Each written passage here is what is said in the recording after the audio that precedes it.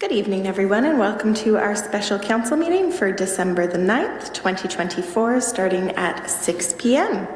To get our meeting called to order, may I have a mover, please? Moved by Councillor Dunstall, seconded by Councillor Cressman. All those in favour, and that carries unanimously. And I will turn it over to Councillor Sadhu for the territorial acknowledgement. We have gathered in Wilmot Township on the traditional territory of the Neutral, Anishinaabe, Haudenosaunee, and Mississauga peoples.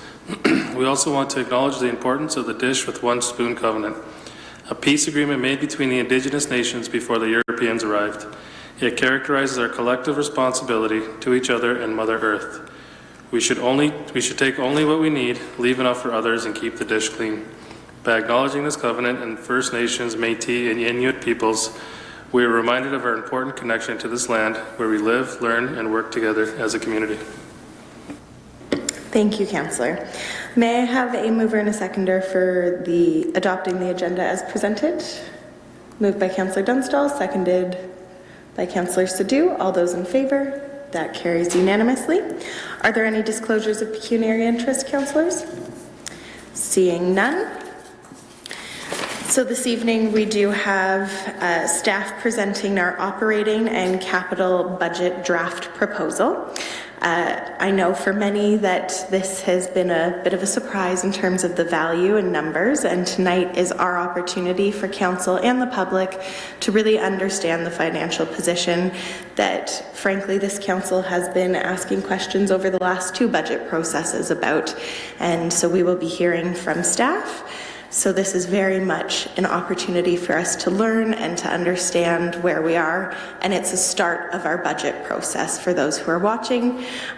In terms of council tonight, clarifying questions are appropriate to ask of staff, as well as any further information that you would like brought back as we proceed, but we're not actually looking to be debating the actual budget itself. Like I said, this is really for information finding this evening. And then there is, of course, our public input session that's going to be happening, and I know that there's more in the presentation on specific dates on that, but that will be in January, where we hope to hear directly from the public. Of course, you can continue to reach out to the councillors, as well as the details for the budget email will also be provided in tonight's presentation. And then later in January is when we will be debating the actual budget itself and working alongside staff to get down to what our final 2025 budget will be. So with that, we do have a recommendation on the floor, and it is to refer all of the suggestions on the item to the January 16th special council meeting. So by putting this on the floor, as well as if it is passed, it is not saying that this is what we are passing as the final budget. It is simply moving it to the next stage for us to then further deliberate. So if I could have a mover and a seconder to get this on the floor. Moved by Councillor Martin, seconded by Councillor Dunstall. And with that, I will turn it over to our Acting Chief Administrative Officer and Director of Corporate Services, as well as CFO. Point of order, I thought our past practice has been on a referral motion to say you only can debate what goes the date. So deferral is time and place. Referral is, according to the way the clerks have set up, is that we can ask direction of staff for clarifying information for this evening. Okay, I thought we had one recently that was okay. I understand. Yes. Thank you, though, for clarifying. So I will now turn it over to you, Greg Clerk. Thank you, Madam Mayor. I'm assuming the mic's on. This is the first time I've been able to stand on this side. So thank you, Madam Mayor, Council, citizens that are online and in person here, as well as staff for joining us tonight as we present the draft municipal budget. And as the Mayor said, this is a first opportunity to start the discussion, start the engagement process with the community, with Council and staff to work towards January 16th and approving a 2025 municipal budget. So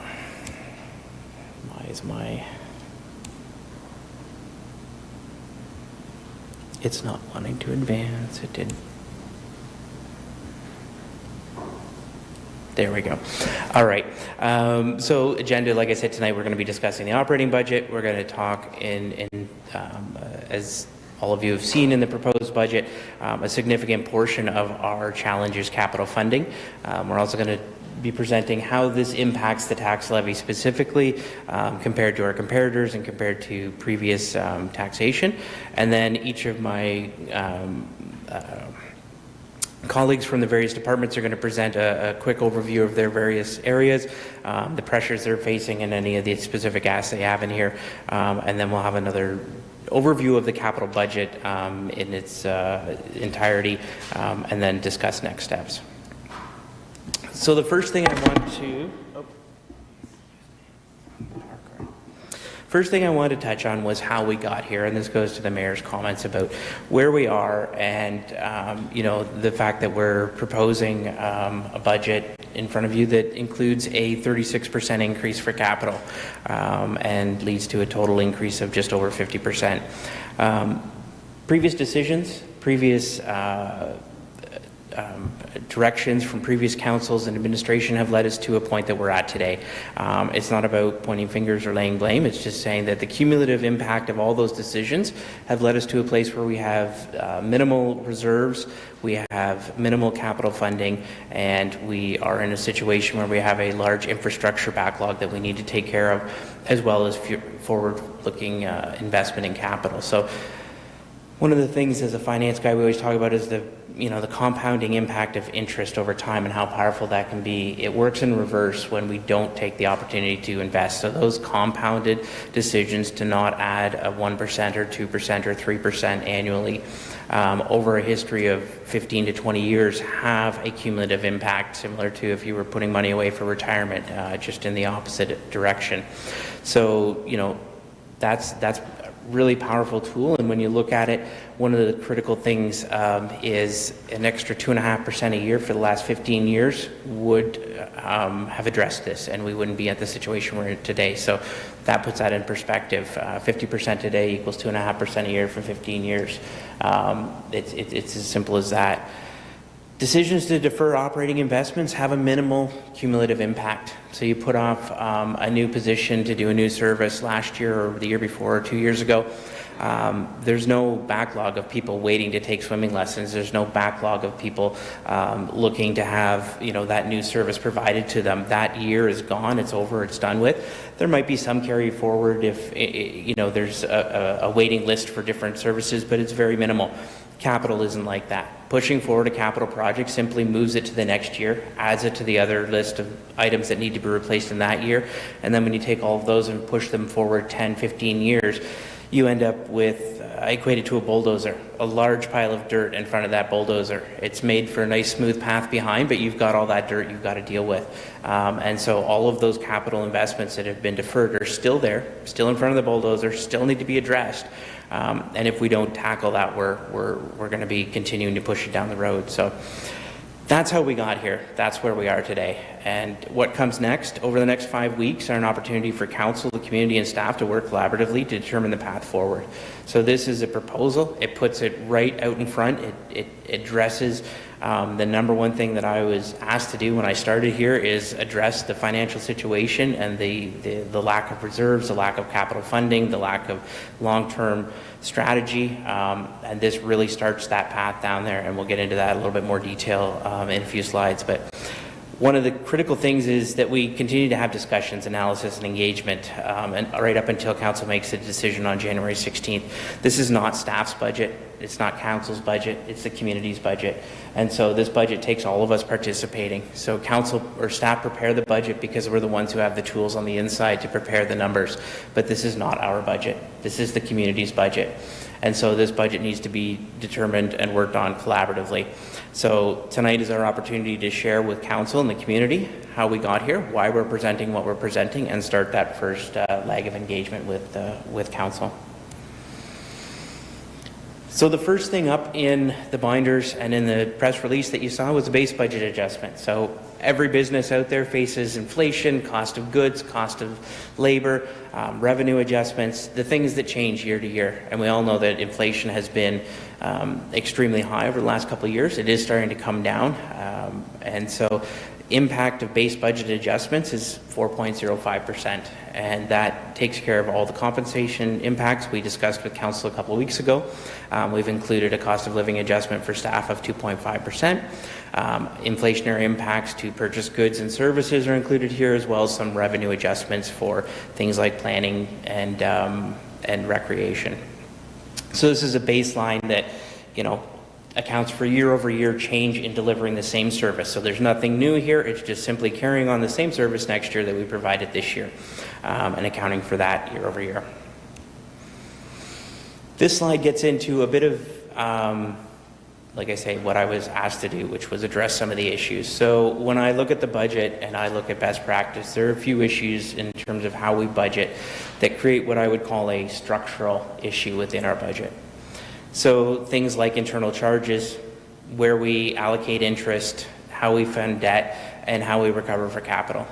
If those things are not addressed, they continue to create variances because they're not budgeted correctly, and so the actuals and the outcomes won't align with the way that they're budgeted. So you're going to end up with a variance, either positive or negative, automatically at the end of the year. So one of the things we addressed was internal charges. We were recovering internally too much from our non-tax funded base, building and water and wastewater primarily, and so this reflects a reduction in that recovery from them. Interest income allocation, best practice is to allocate the interest you earn to the funds that earn it. In our case, 98% of those funds belong to either tax or non-tax or obligatory capital reserves. We had historically been allocating close to 90% of the interest to the operating budget, so that's not a sustainable level or source of funding. As your capital reserves fluctuate, you might earn more interest or less interest, but they are the ones that are driving that interest, and therefore they should be the ones accounting for it. So that adjusts that. The debt repayment is sort of the opposite of that. Reserves and capital are the only source of funding that we can use for debt because we can only borrow for capital projects. So aligning that repayment from those reserve funds makes the most sense. It creates it draws the direct connection between debt being a source of financing and not a source of funding. So debt allows you to do something today that you don't have the financing for and pay for it over a period of time, but it does not create funding. By borrowing, you do not have more money than you would have had because you have to pay it back. So by using reserves to pay for debt, we are simply financing the reserve balances over a period of time. And then project management, capital recovery. So good practice and best practice is to recover the cost of staff against the capital projects that they work on. So whether it's an engineer that is overseeing a project, a technical person that's developing designs or specifications, an inspector, those types of things should be recovered against the capital projects. And there's a couple of reasons for that. One, it reduces the impact on the operating budget directly. But secondly, if there are things like development charges or specific types of grants or developer contributions, those sources of funding can then go pay for those, assist in paying for those staffing costs as well. So these one-time adjustments, like I say, these are literally a one-year thing, 1.71%, fix them and they go away. And then they're part of the base, and we have a better budget that is easier to manage and variance report against. The next group of items that I want to present are operating gap requests. And it very clearly says there, no new services are being proposed. And I want to be very clear about that. These items address services that we are being asked to provide on a day-to-day basis, but we don't have the staffing for. So whether it's tree trimming that the Parks Department does on an ad hoc basis, we don't have staff to manage that. Planning, economic development, planning, big driver of that is Bill 23 downloading on January 1st, 2025. We will be providing planning services for the entirety of our scope, and we don't have a resource for that. In terms of finance, right now we are trying to manage over 8,000 households in terms of tax billing, water and wastewater billing for a good portion of those, with 1.5 staff basically managing that process. We don't have the ability to proactively manage and support our users. We don't have the ability to monitor things like high usage and water rates. We don't have the ability to be proactive in responding to tax requests about adjustments and different things like that. It is very demanding, so we're not able to keep up.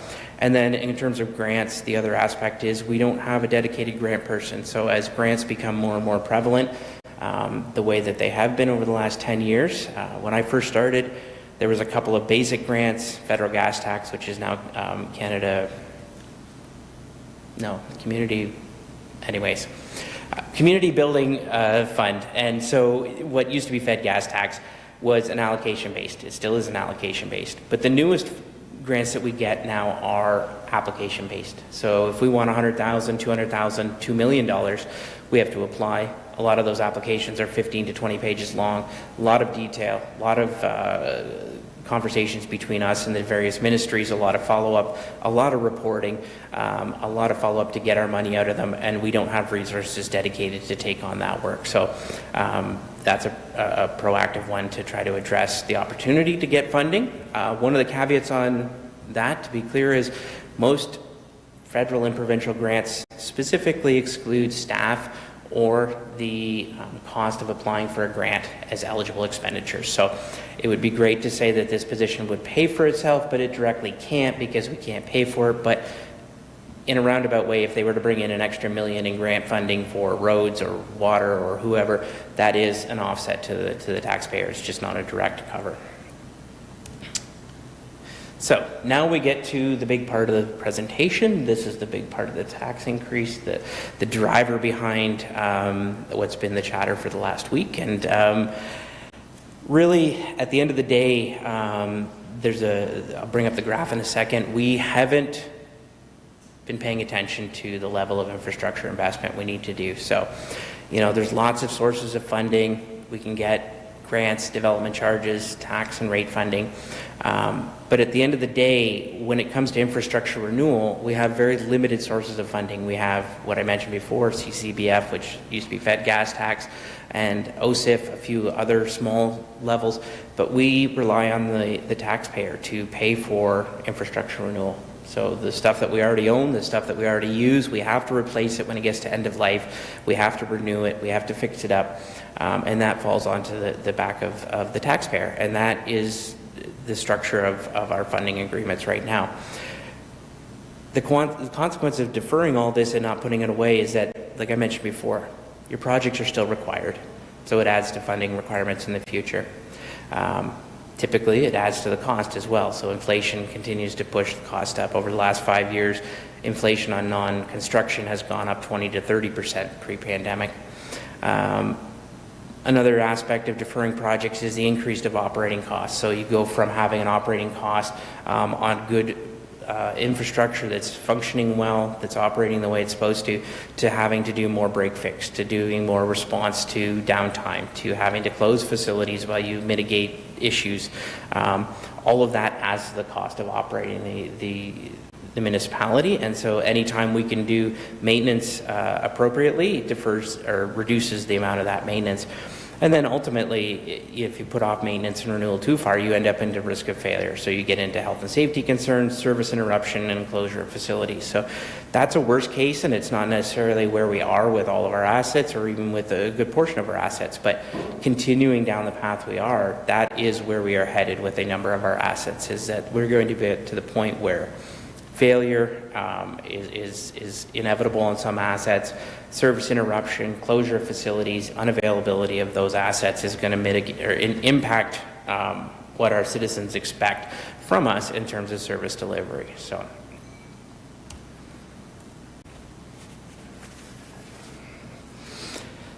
this graph was in the presentation or in the package that was provided online and to council, and it clearly shows that from the period 2015 to 2024, if you look at the blue portion of that bar, the township's portion of tax funding that we're putting towards assets and renewal has really stayed flat. There hasn't been an increase until we get to, when we added the grant funding. So the grant funding is, in 2019, we got doubling of fed gas tax. 22 and 23 and 24, we're getting some additional grants from some additional applications and some additional OSIP funding because our asset management plan was updated. So those things are adding to it a little bit, but ultimately you can see it looks like a pretty flat line over the last 10 years. The next bar is that purple bar in 2025, and that's what's in front of you in terms of a capital ask for this year. And I want to clarify, when I was talking to some of the media, I used the term one time. And I want to be really clear that it is one time in magnitude only, but not one time in the fact that it stays in the base. So what we're meaning is that we're proposing a single big leap that's going to get us back to the line we're at, but it's not a one-time cost. That revenue is required indefinitely. As long as we own assets and exist as a municipality, we will have that obligation. The one-time nature is the size and magnitude of that jump forward that we need to take. So I do apologize if that was misinterpreted. I did not mean it to be a one-time cost. I meant that it was a one-time opportunity to take that big jump forward.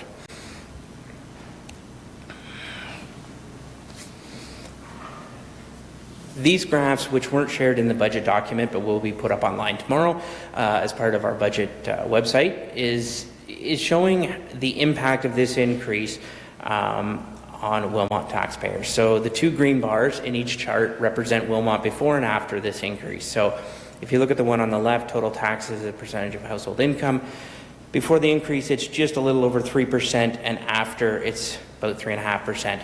But still in the middle of our comparators, whether that's Region Waterloo or Wellington County.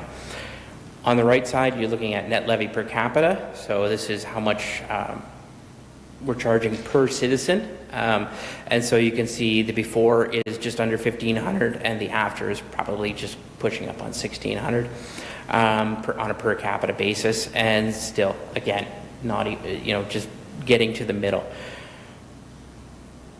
In no way, shape, or form do I want to imply that this is affordable, that this is, just offhanded comment to say, oh, this is affordable because these graphs say it's affordable. That is not at all what I want to imply from this. What I want to talk about is, in terms of cost, in terms of delivering service, we are in line with our comparators. There is going to be individuals and households within our community who are impacted by this more significantly than others, and we are very aware of that. And so we don't take this suggestion lightly.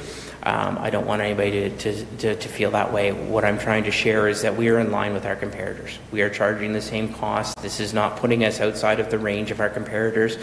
This is not gold plating our services. This is not spending money on things that others aren't doing. This is bringing us in line with the balance of our comparators. And yes, the impact, I'll go back to that 2.5% for 14 years. The impact is going to be felt in one moment, but it is in line with the rest of us. It's actually in some ways bringing us more in line with our other comparators. When you look at somebody like Woolwich, for my colleagues to take over on their sections, I just want to reiterate, this is a conversation going forward. We know that this is not the end point, this is the starting point. We expect council to engage with us. We've been engaging with the community. I think the mayor mentioned there's a budget at wilmot.ca. We've gotten a number of emails. We've gathered those. We'll be providing that commentary back to council, as well as encouraging those individuals to come out and delegate on public delegation night. As council asks questions and as they engage with us, whether it's here, through email, through phone calls, any conversations that lead to a question and answer type of scenario will be shared with all of council and ultimately made public as well. So, if one of you asks me, how much do we pay for apples out at the rec center? We'll answer and tell you it's $1 a pound, and that's the answer. We'll tell everybody else it's $1 a pound, and then we'll put it up online and say it's $1 a pound. So everything will be transparent in terms of the questions. That's our intention. And so we really encourage that dialogue, because that's the way we're going to get to a solution on this. And ultimately, we look forward to the next few months, or a few weeks, leading up into the new year, and then coming back in January, hearing from the delegates, and engaging with council on the 16th to get to a point where we can get an approved budget for 2025. So with that, I'm going to pass it over to my colleagues. Actually, no, I'm going to take the first couple. I forgot. So the first one up is the mayor and council. So no significant changes in the mayor and council budget. One thing that is in here, just want to make clear, is that the transition of the one-year temporary position to a permanent position. So to be clear on that, the position that was the executive officer was a permanent full-time position that was in the communications department. It was moved over to the mayor and council for 1 year. it's been included here as a permanent residing in that. So I just want to be clear about that. That's the way it's being presented in conversations with the mayor. Everything else is minor adjustments in either methodology or some a bit of an increase in the development and conferences, just based on the math in looking at last year. If everybody went in the same way, we would have been a few $1,000s short, so we added a few $1,000s for development and conferences. Office of the CAO, no significant change here. The change you see in operating expenses and compensation is really just due to methodology on the compensation, and then the operating expense, the fire appreciation event, was moved over to fire services budget just to better align with control and oversight of that budget. And then in 2025, no new investments, so no additional positions. Corporate services, so my home department, where I like to spend most of my days. So legislative services, budget and finance, IT, and asset management. So compensation and operating expenses have been adjusted for inflation. The compensation increase doesn't include the new FTEs, so that's one thing I want to be clear. The new FTEs have not been included in these charts. These represent year over year. And one of the things I guess I should have started with on the compensation, the way we budgeted for compensation was a little bit inconsistent, I guess is the best way to describe it. So in some situations we were budgeting at full cost because a person had been in the role for a period of time and were at full cost. Other positions, as they were approved or people left and new people came in, we would reduce the budget to reflect a lower compensation level. That worked great until the next year and the next year and the next year, and you have to try to adjust for that. So what we've done is standard practice now, and this is typical industry practice, is everything is budgeted at full cost, and then you introduce what's called compensation gapping. And it's an estimate of corporate-wide that we are going to have 5 or 6% difference between full cost and total cost because of turnover. We're going to have 3 or 4% because not everybody's at the top of grid. We're going to have a couple percent for this. So at the end of the day, you come up with a percentage that says we're going to budget $100,000, but we know we're going to come in 15 or 20% under that. So the gapping number represents that.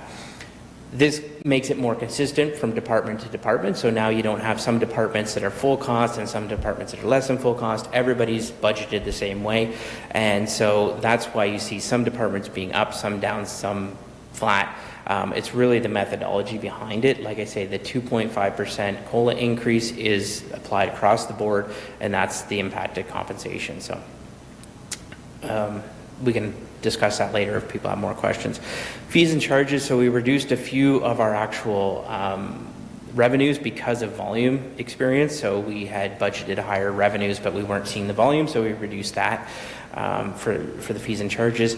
And then the internal charges is another one of those that corporately we had moved them all to a corporate account last year, but it's from reporting perspective, the financial information return that we send to the province, it's best practice to include those charges and those recoveries within the departments that drive them, because then it clearly articulates who is actually causing what expenses and who is delivering what revenues and services, so it better aligns. So realigning internal charges, the net amount recovered to taxation is reduced, but in some departments it's actually increased their recovery because there hadn't been a recovery last year.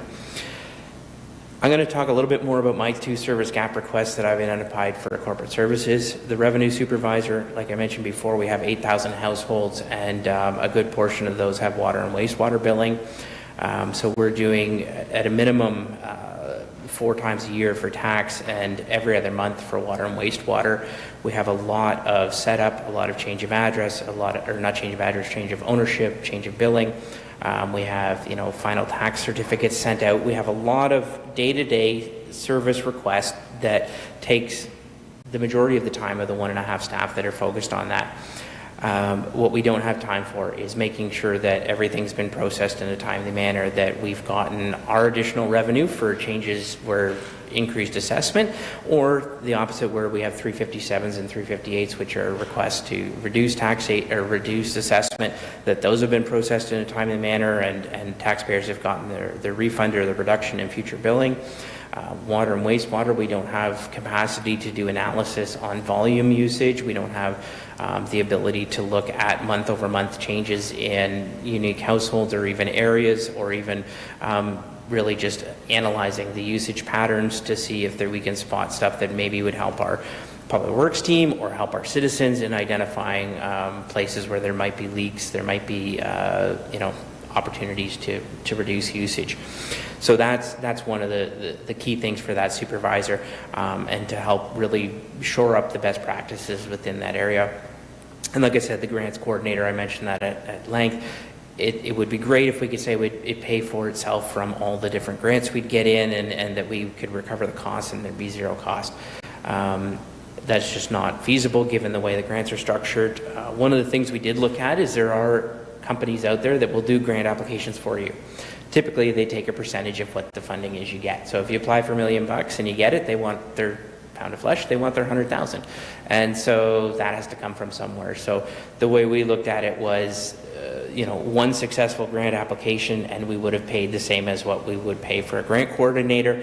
This position would also be able to help with existing grants, so whether that's OSIF, Fed gas tax, municipal partnership funding, any of the other grants that we have ongoing for the castle, for parks and recreation, this position would be able to assist those as well. Fire, I know the chief mentioned to me, he's got a couple of grants that he's found out about that we want to look into. So there are lots of opportunities for funding out there. It just takes time and resources to go after them that we don't currently have. So I'm going to pass it over to the chief. Talk about fire services. Thanks, Greg. Through the chair to council, just a quick overview. Fire services uses a lens every year using public education, fire prevention, enforcement, fire suppression, and emergency management. And then we filter down through our E&R bylaw, the establishing and regulating bylaw, which is approved by council, and that's our level of service lens. And then we also use the HIRA, the hazard index, to the community, our community risk assessment. And we use all of those lenses to maintain existing service levels. And that's how we arrive at our operating budget and our capital requests through all those various capital planning pressures or measures. And then we use the pressures that we have that have been delivered to us by the province, such as mandatory certification, which came in, it must be done and fulfilled by July 2026 for the basic firefighting skills, and then we have till 2028 to achieve the tech rescue skills, which would be our ice water team, auto extrication, and such. And we don't do a lot of high-level full technical rescue, thankfully.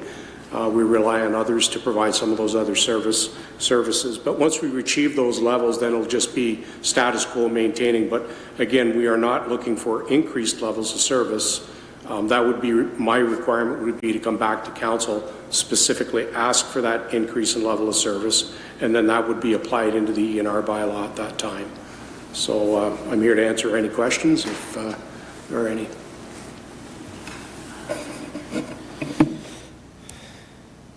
Pass it over to Chris. Thank you. Through you, Mayor Salmon. The Community Services Department is responsible for administration, community services, which is parks, recreation, culture, and as well our facilities. Revenues come from a variety of facility programs, but are predominantly sourced from activities at the Wilmot Recreation Complex. 2025 will continue to maximize the usage of ice pads, the aquatic center and sports fields. Community centers, park permits, and visitors at Castle Kilbride will continue to grow from 2024. Any revenue increases that you see on your slide there are forecasts that have been minimized due to the non-renewable cost recovery from 30 Neville Street and the anticipated spring 2025 service disruption at the Wilmot Recreation Complex for our refrigeration asset replacements. All user fees have been increased a minimum of 3.38% in the draft fees and charges bylaw. Expenses are separated across the various branches and cost centers of community services. Overall, WRC staffing cost increases are inclusive of additional part-time staffing resources to accommodate increased activity levels on ice pads and at the aquatic center. Operating expense increases with inflationary pressures has been seen with preventative maintenance and equipment life cycle repair and replacements. The recently approved 2024 Community Services Master Plan serves as an opportunity to address pressures and challenges. Serve as a guiding document for regular reference and reporting purposes. Staff endeavor that relevant recommendations are included in annual business and operating planning with regular reports to Council. Staff resources in conjunction with service delivery review will require monitoring to ensure capacity and to monitor expectations in the community to meet customer satisfaction. You'll also notice on the slide from just an increase in the service level request there is that senior urban forester. The Township's tree inventory on parks and trails are placing increasing demand on operating staff resources. Like other municipalities, forest management is becoming increasingly more demanding as the overall tree inventory has increased with the number of mature trees. Mature trees are susceptible to damage from an increased severity of storms. Hazard trees along our trails require continuous monitoring from a risk management standpoint, and as well with disease monitoring and management. And then as well being proactive with our community partners like Let's Tree Wilmot when it comes to new trees, and we're ensuring that their health is maintained through their early years. Happy to answer any questions. Sorry, councillors, we're going to hold off all questions until the very end. Sorry, just to clarify. Back to you. Over to you, Howie.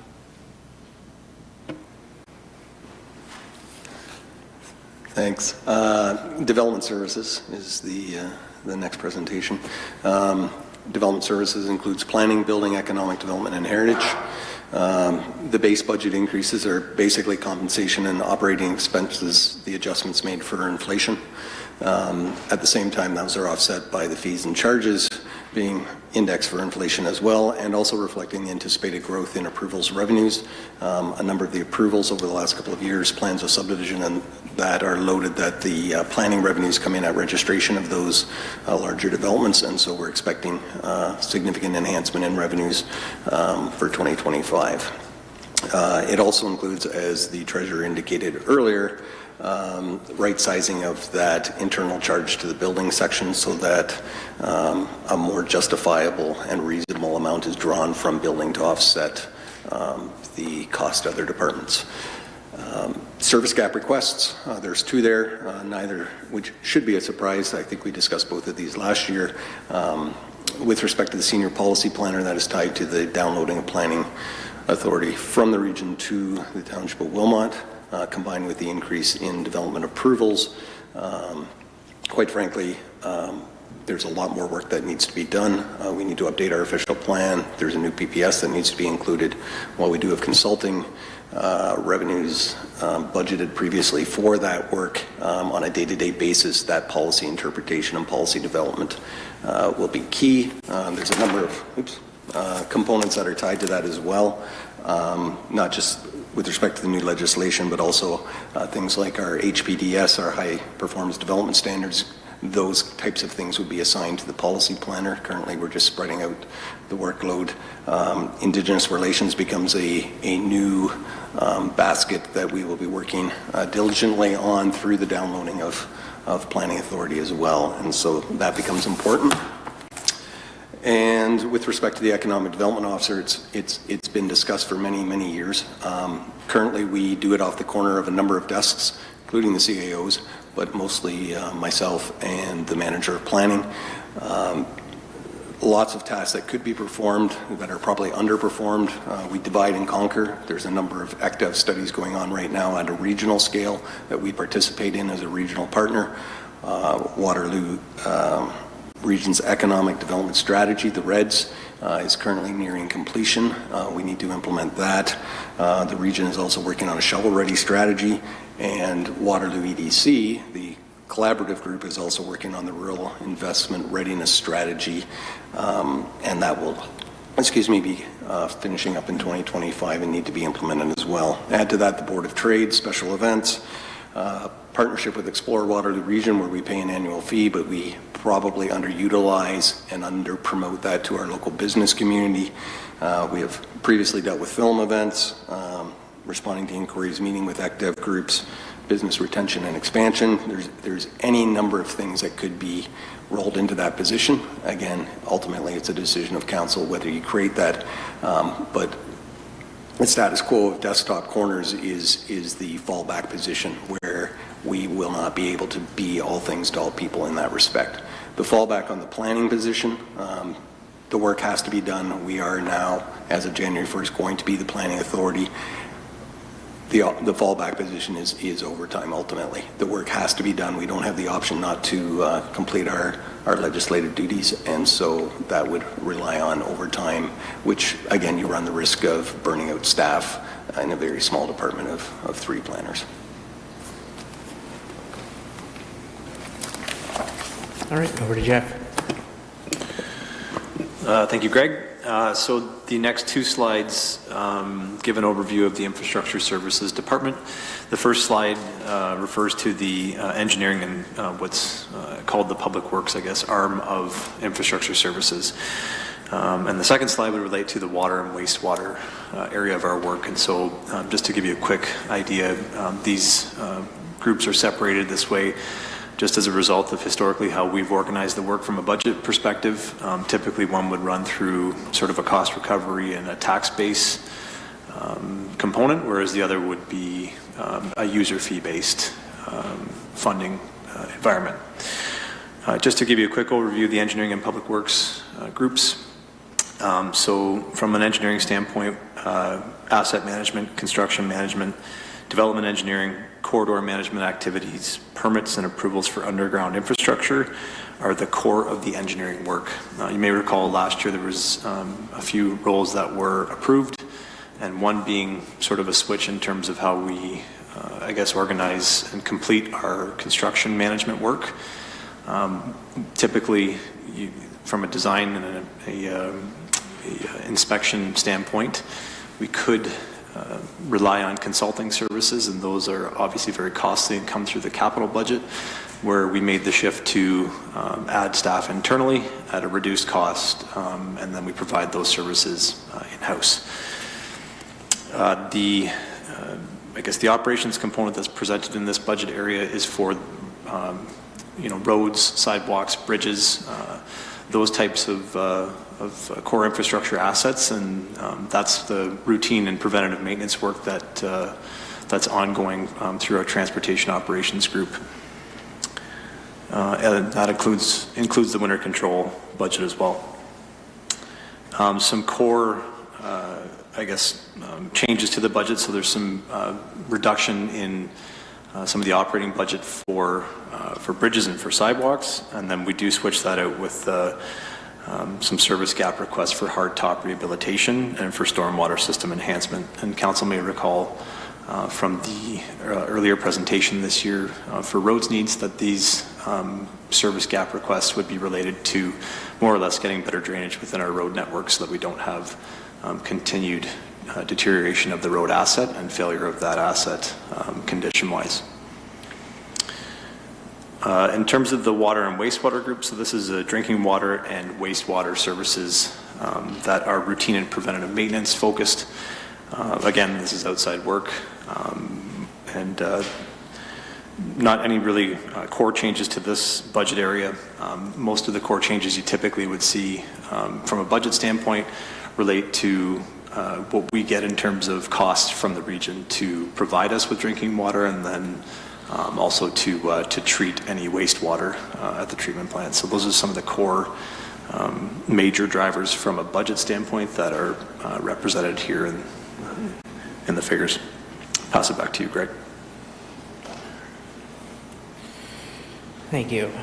So the last major group of operating accounts is what are considered corporate accounts. So these are the items that don't fall under any particular service, but the things that are carried out by the township. So tax collection, legal costs, our insurance premiums that we pay to the Waterloo Regional Insurance Pool. So the major adjustment here is obviously tax collection if the budget were to be approved as is. There's some reduction in grants in that our Ontario Municipal Partnership funding is being slowly reduced year over year. So as we grow in our taxation, as we grow as a community, so not just the dollars per person, but our taxation base as well, then there's a offsetting reduction of that funding that we get from the province. So the province has committed to continuing that funding at a sustainable level holistically, but we're still going to see a smaller portion of it year over year as we continue to grow as a community. The investment income reduction that I talked about earlier, and then in terms of making sure that that flows to our reserves. So what stays in the operating budget is our investment in Innova, and so the dividend and interest income we earn on that. Debt payments reduction, in that it's being funded entirely from reserves, and then the increase in the transfer to reserve funds highlighted earlier. And then the last piece is that net impact you see in the internal charges, in that in 2023 they were all budgeted here and they've now been spread out amongst the organization. So that's why this one looks a little bit different. All those internal charges are coming out, but they've been picked up in other areas. And like I said earlier, the net impact is about $290,000 increase in cost by reducing the amount of recovery from water, wastewater, and building. So capital budget, I forget that. So we've talked about this earlier. This is really the biggest driver in our cost. This budget that's been put together represents the needs of the various areas, and we've broken it down by those main drivers. So, we've seen road needs study, traffic calming, I&I prevention, and reduction, which requires, putting the road back together after we fix the pipes. And so infrastructure services is a big driver of the need for that funding. And so there's a lot of reports that have been shared with council, and if council wants us to reconnect you with those and reconnect those to the budget, let us know. But those have been in front of council within the last 6 months and have expressed these needs. The same for the community master plan, identified a lot of infrastructure that needs attention, and so community services needs a significant funding directed towards it to help with the projects that they carry out. And the one thing you'll notice there is that we're talking strictly new, or not new, strictly replacement, not new, not building new things, not expanding any facilities, not adding services. This is simply the level of funding that they need to keep the facilities going the way they are right now. And then fire services. So the chief talked about service standards and his commitment to the community and what council has approved for him to follow through. So a lot of that was approved as part of the fire master plan a couple of years ago. And so the costs here reflect those. So it's replacing 4 major pieces of equipment, vehicles, that are significant in cost, as well as the New Hamburg fire station needing to be replaced and expanded. So there is a bit of growth tied into that one, but primarily it is the 4 vehicles that need replacing that are driving a lot of these costs. And you can find the details on those and on all the other projects in the sheets in the binder. So I'm not going to go through the roughly 100 pages of capital sheets, but if council does have questions about those specifically, staff are here to answer those or follow up offline, and we can follow up on those. But ultimately, I think what we want to express for council is that the information that makes up this ask is not new. This has all been brought before the public, brought to the Horseshoe, to this council, to previous councils, through asset management plans, through needs studies, through identification of future master planning, and all of this has come to bear on the fact that we have not historically put enough away into our reserves. We have not collected enough for capital resourcing, and now we're at a turning point where we have to make a decision around how we move forward on these capital investments.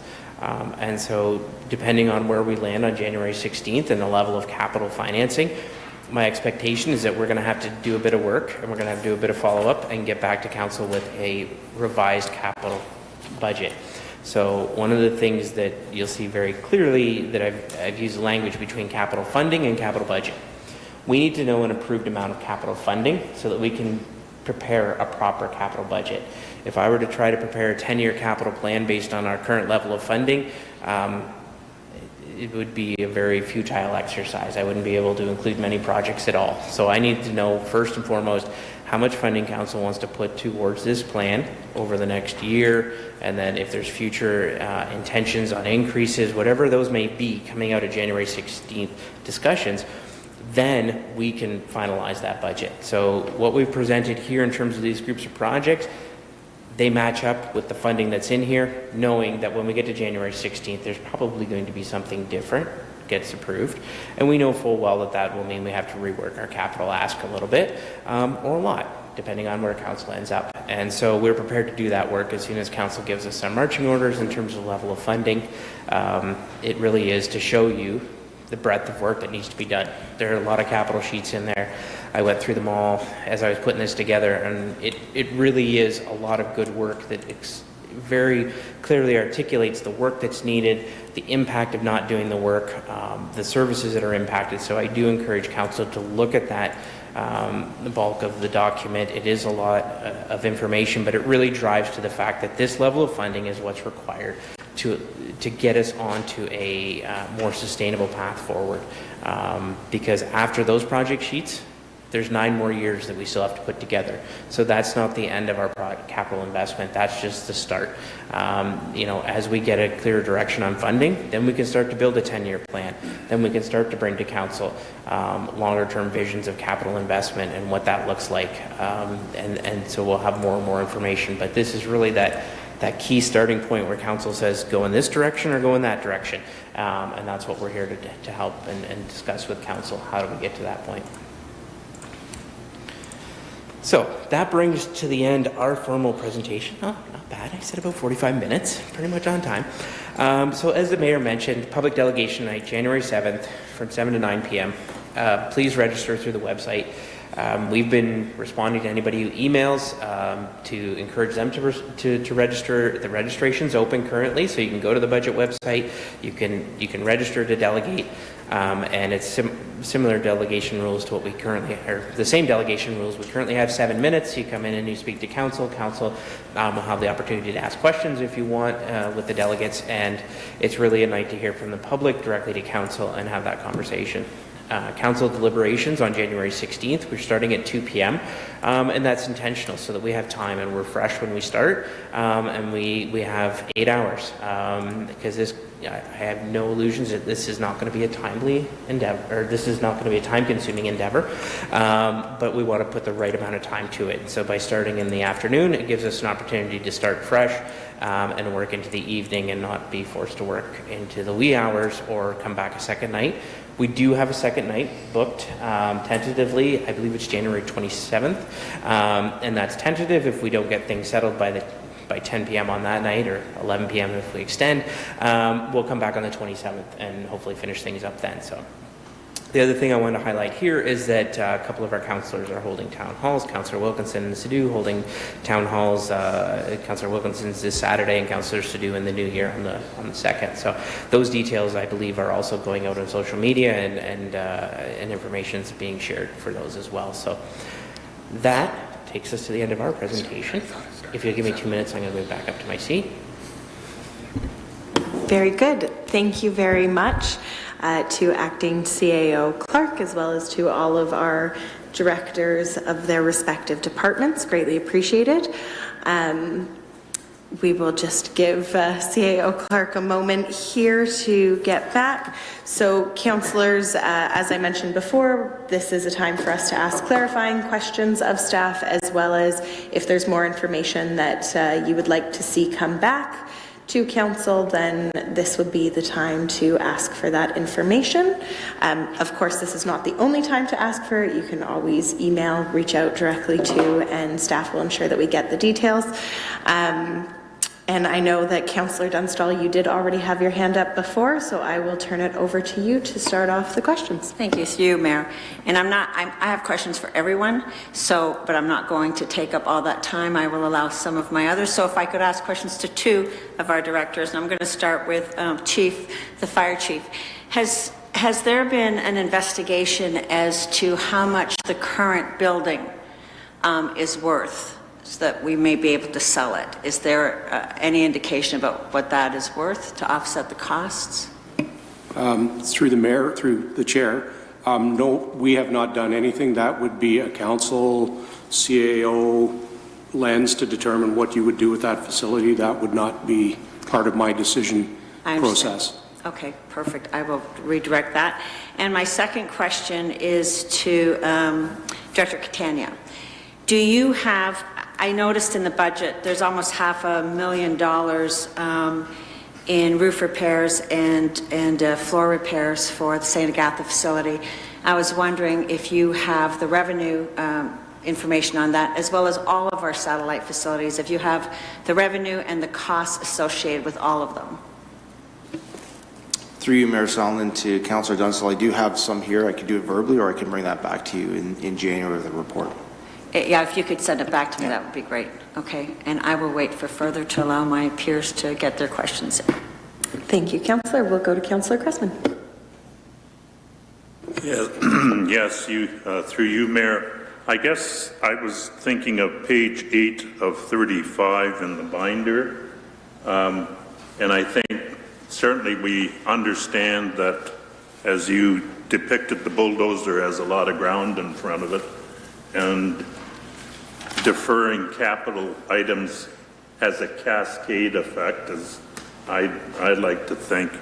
I guess the question is, I'm stumbling over the wording of a one-time correction, because according to this page, if we make this one-time correction, we're going to be 66% of the estimated cost of capital items pre-COVID, but only 44% of their cost post-COVID, because we all know everything has gone up.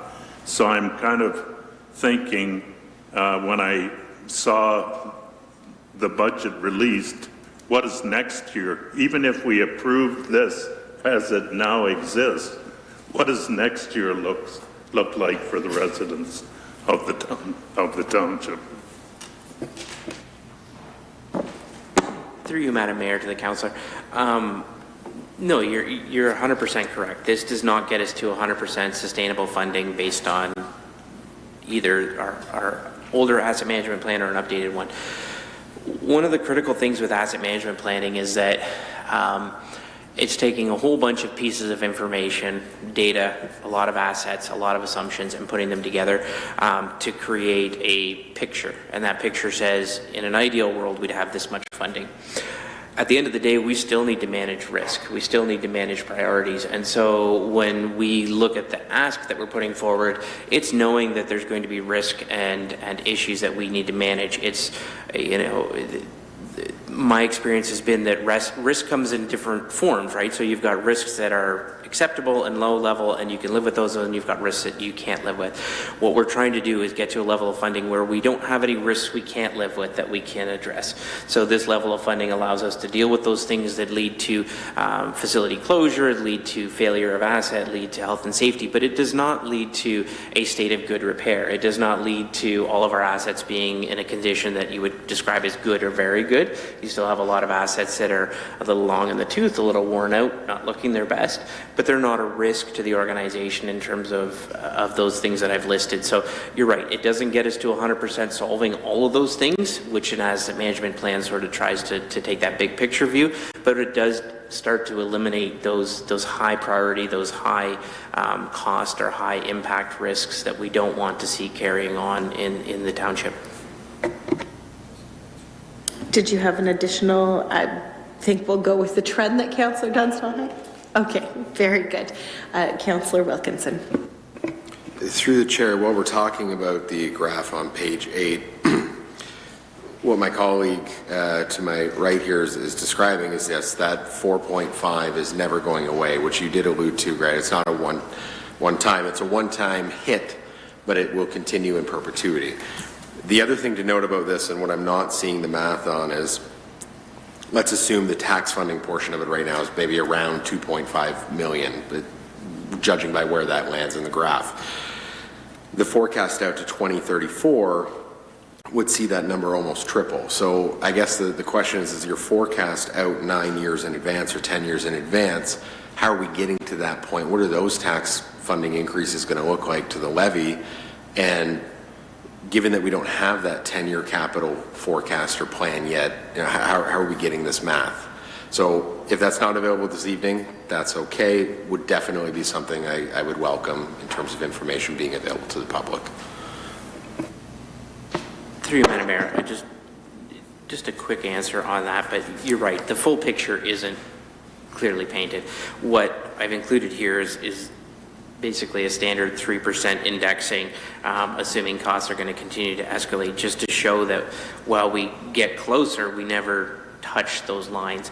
And so, like any forecast, it's only good as the information that drives it. And so that's where we've highlighted that the asset management plan needs some further refinement. Discussions around risk and funding and potential other sources of funding need some refinement. So ultimately, you're right. This is about getting us closer to that line, but those future ones are for representative purposes to basically say, we still have more work to do. We're going to be bringing more stuff back to council and discussing those. But by no means does this year's jump solve all of our problems. Councillor Wilkinson. Through the chair, I understand that you're suggesting a 3% standard increase compounded over the years, but I mean, that could be 3, maybe 4 million in additional funding over 9 years. Like, can we get your forecast and the detailed plan as to what that can look like? Because that's suggesting that the tax funding is going to have to increase substantially over the next 10 years. So, well, this year we're staring down 14 some odd % in tax levy increase and a 36% increase for capital. Next year, based on this graph, I see the tax bill just on the operating side to fund this type of increase is going to have to be pretty substantial, without even looking at cost of living, without even looking at inflationary pressures as well. So I don't want to come in next year and see you need 12%, and then the year after that 12%, and then the year after that 12%. It's just going to get out of hand really quick. Through you, Madam Mayor. So if I understand you correctly, what you're looking for is the need for that capital investment over the next 10 years, which is what the asset management plan provides. So currently it says we need to be spending 10 million a year in tax-funded capital. That's what the asset management, and that's for 100 years. That's a forecast for 100 years, 10 million a year for 100 years. I'm suggesting that that's understated by as much as 50%.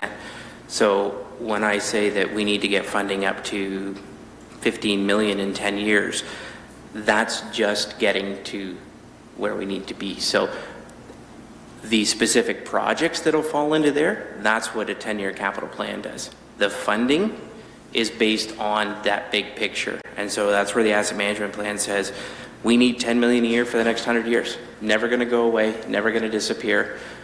The one thing about municipalities is we can't go, well, we can go bankrupt. We shouldn't, but we can't technically because we build roads. They don't go away.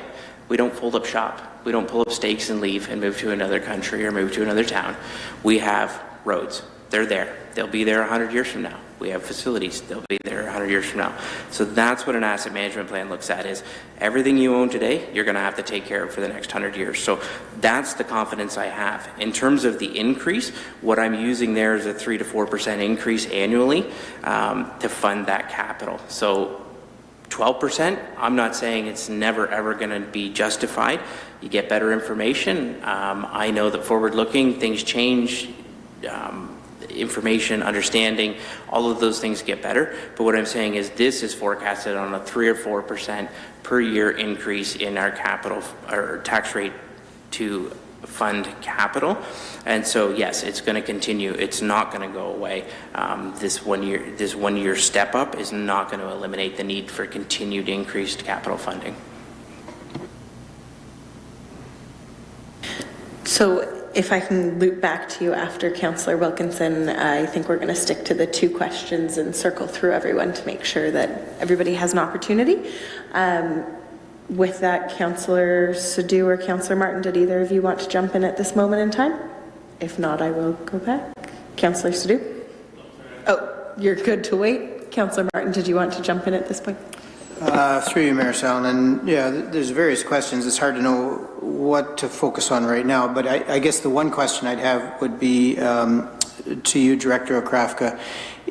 As the authority for planning is now downloaded onto our level, have you heard anything whether some of the revenue from that also gets downloaded, or is that still an unclear situation?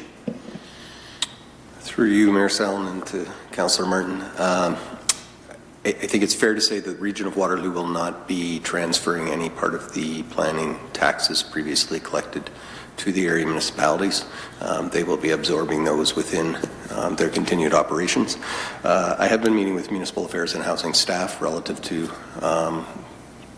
this project, which takes effect January 1st, and have indicated to them that certainly rural municipalities would appreciate some funding from Municipal Affairs and Housing to fund the transition. So that request has been made. I doubt that there will be funds coming from the province to fund this, but we made the request anyways. And just to supplement to that, it has been a conversation that's come up a few times around the regional horseshoe, and Director Okrafka's summary is unfortunately what it seems to be at the moment at the region. I know that the other regional mayors do continue to advocate around the regional horseshoe, and competing interests are happening certainly at the region. So just to add that supplementary part there. I do have two questions, and then we will go around to second round of questions for everyone. On page 34, I just wanted to better understand the debt payment component, because I do believe we still have debt that is currently being paid off. I just want to understand what is our financing strategy, and if we can have, for further discussion next time, the information on the total debt load that we're currently carrying. Again, I don't need an answer tonight, but I did kind of want to understand how for the 2025 budget it shows 0 on page 34 and where that goes in terms of what you were referencing in your presentation. To you, Madam Mayor. Yes, so we do have debt outstanding, somewhere in the neighborhood of $13 million, primarily for growth-related infrastructure. So the majority of it is funded from development charges. The portion that was budgeted in 2024 is the tax-funded portion, and so that's still a payment. So I can provide the details on the repayment schedules and all that. I can easily put that together and get that out to everybody. But in essence, what happens now is that the funding comes from the particular capital reserve that supports that capital investment. So it makes it so that we, in essence, are using debt to finance a infrastructure renewal project, and so that reserve pays it over a period of 10 years. The funding goes in, comes out. It makes it clearer that we're not actually funding but financing, and it's a much easier path to follow. It's what we did in Guelph for the last 15 or 10 years that I was there, and it makes it very easy to see capital investment, and the amount that we're transferring to reserves is a capital investment, and then the financing is a separate piece that we do based on level of reserves and need for funding in any particular year. Thank you. And then my second question is for Director Molyneux on your first capital plan for the Baden Trunk Sanitary Sewer. I'm actually not curious about what you've proposed, but more so with the regional pump station obviously being what that ties into. Are we limited by the region and their work on upgrading the Baden pump station for that? Just wondering that relationship on that project there. Through you, Chair. I wouldn't say we're limited. There is some work that the region has to do with the pump station, but I think in terms of timing of our work, it's very likely going to line up. And we're in constant communication with, especially their wastewater group. There's a number of projects that we have collaborative work ongoing, so it's something that certainly continues to be part of our dialogue, and that we'll say lockstep there in terms of timing of our projects. Very good. Thank you. Before we get into second rounds, Councillor Sadhu, did you have any questions at this time? I do, thank you. This is for Chief Leeson. The $2 million for the new Hamburg Fire Station, is this kind of, help me understand, is this bare bones, or how would this, for the new proposed fire station in New Hamburg? I see we have a 10-year forecast for $2 million. Is that the total cost to build, or just the operating cost of it then? Through the chair, I believe the capital ask is $6 million to build the new fire station. If I'm not mistaken, Yeah, okay. Sorry, for some reason I'm looking at the New Hamburg station, it says $2 million. But, so to my other point there, we have, historically when we buy fire equipment, are we buying base level, or are we buying all the bells and whistles when in terms of our trucks that we're ordering? through the chair, I guess the best way I can compare it is if I were a city department with a very large budget, I would buy a fire apparatus with extra wide seats because they work in that apparatus all day. We'll buy narrower seats with narrow cabs and shorter cab bases because our firefighters aren't working in it all day, every day, 24/7 like a career department is. So the answer to your question is no, we are not looking for extras. We're looking for safety is what our key component is, making sure that the fire apparatus has the most safety features in it. We're looking for cancer prevention now. That's a huge issue in the industry now. The fire service is now considered a carcinogenic employment, and we're looking to try and prevent any instance of cancer if we can by making it safer for our firefighters. Those are really good, sound investments for council to make in the people component. Yeah, I could go on about a variety of other things too, but we are just looking for good functional toolboxes to service the community appropriately. Councillor Sidhu. And with keeping that safety component in mind, my ask would be if you can kind of do your homework on, and you don't have to bring it back right away, but potentially buying equipment that's not state-of-the-art, because at the end of the day, if we don't have money, we don't have to buy the top of the line of everything. Whether that be if there's potential to buy used equipment or used trucks. I want to see a cost comparison from brand new to used and kind of see where we land on that. So just keep that in mind for future meetings. Okay, we will go back to Councillor Dunstall. Thank you, through you, Mayor. Okay. Director Catania, for the roofs, the two roofs. Listen, I worked for a roofing compound manufacturer, and so we always try to replace the roof because that's where the money is. So my question to you is, was there any investigation as to doing a patch and repair and maintaining the roof for a couple of more years rather than the huge outlay? Through you, Mayor Salmon, to Councillor Dunstall, yes, we have actually done with our operating budget a bunch of patch and repairs over the last few years at both the St. Agatha Community Centre and as well at the New Dundee Library. And we're still getting water infiltration, and we also know that those two roofs are way past their useful life. Okay, thank you. And Director Mullenhouse, the vehicle that we're looking at, are we still using I think there's a group purchasing that most municipalities use. Right, correct, thank you, Canoe. Is that what you're using for your quotes? Through you, Chair, yeah, we would typically use the Canoe procurement method where we can. In terms of the quote, we do actually have direct connection with suppliers as well to get current, we'll say rates or current quotes as well. So we have a bit of both. The Canoe method is one we would, when we have approval, then we'll go through that purchasing process, but we do work with suppliers beforehand to understand the full scope of costs. My experience has been with a purchasing group or a buying group is that sometimes it's actually less expensive to go outside that group. Does the municipality have that option, or must they use Canoe? Through you, Chair, I believe we have the opportunity to go out and publicly bid through an RFP still. I think we've tended to utilize the Canoe method because I think we have actually seen better results with that bulk, we'll call it bulk purchasing ability, or at least the ability to jump onto a a larger size purchasing contract. So, yeah, but I believe we do have the ability still to go out through a standard RFP process. So I would ask then that we make sure that we do that. I don't know if that's something I can ask for, to get that information, just to make sure that we're getting the best deal. And if we are going to get that, it would be great if we could actually go local as well. Thank you.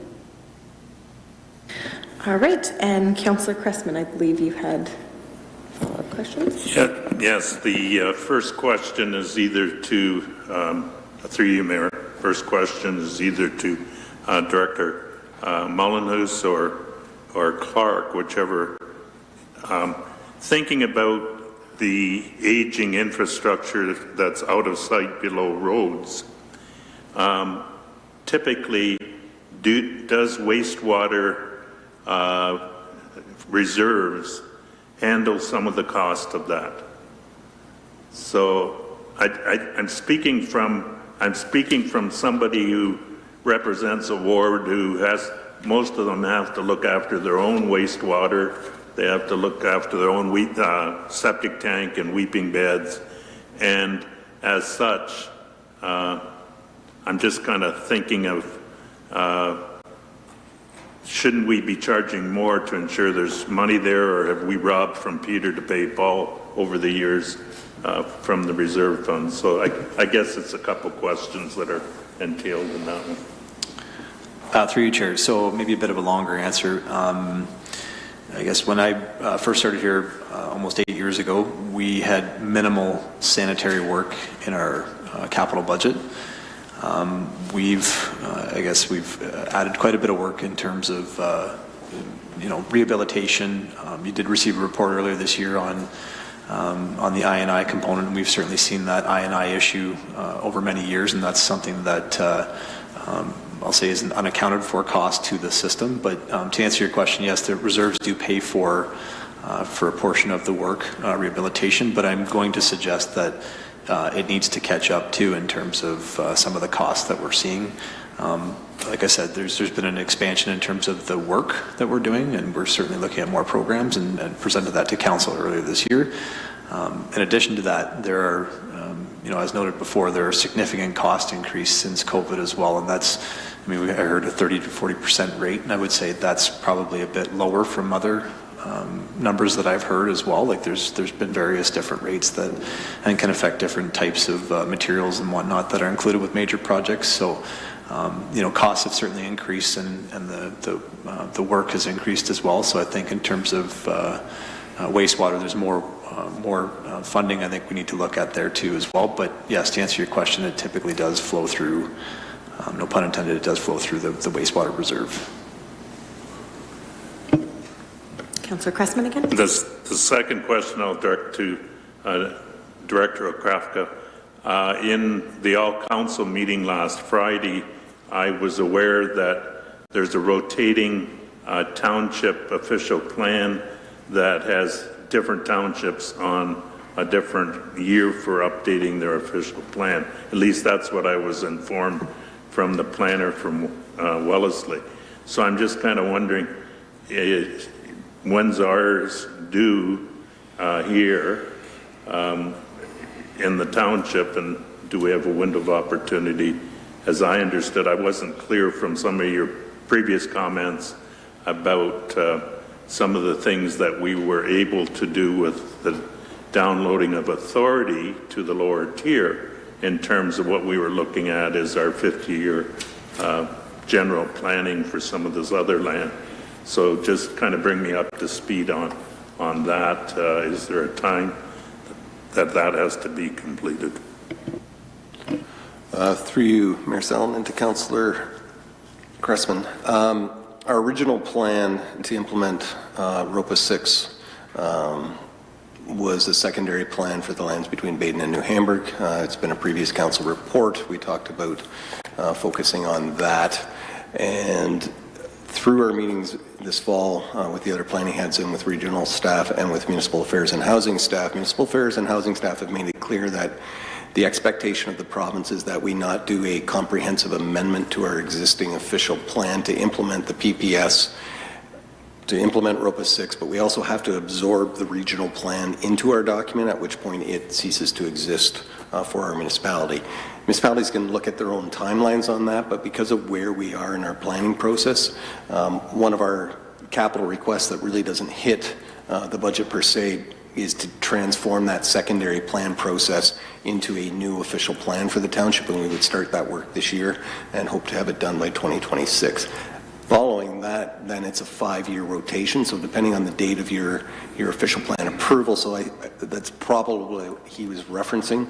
Our official plan was 2019, so we're due for a review this year, but with all the planning legislation changing, we quite simply haven't done it yet because we wanted to know what the province expectations, and it's probably a good thing in hindsight that we didn't start that process when we had originally planned to, because we'd be into this process and then find out that the expectation is a new official plan rather than simply an amendment to our old one. So by delaying, we've probably saved ourselves some money, and we'll have a better product at the end of the day.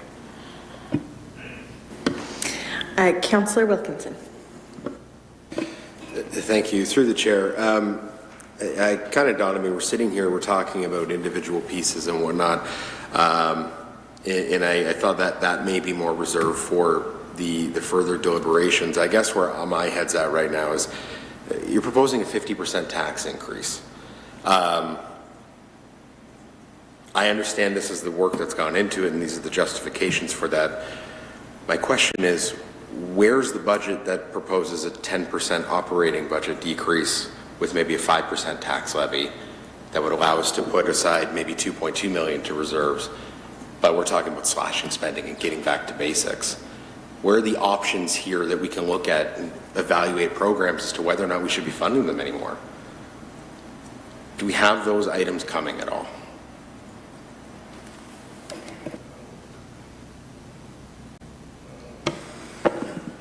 Through you, Madam Mayor, to the councillor. I think through the last 2 budget cycles and through what I've been a part of in the last 8 months, it's very clear that we don't have a spending problem or an expense problem. We very clearly have a revenue problem.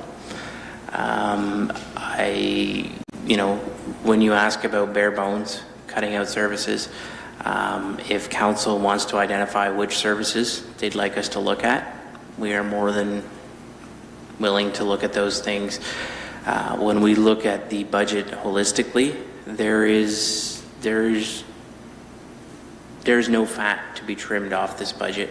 Our existing budget is scraped to the bone more than anything I've ever seen in my life before in my 10 years in municipal finance. So where we're starting from is a very, very lean budget. So if council would like to direct us to look at particular services and bring back a proposal on what cutting that service would look like, we are open to that suggestion. I would hesitate to give a direction of bringing a budget in at 10% or bringing a budget in at 12%. The tools that are in front of council right now are there.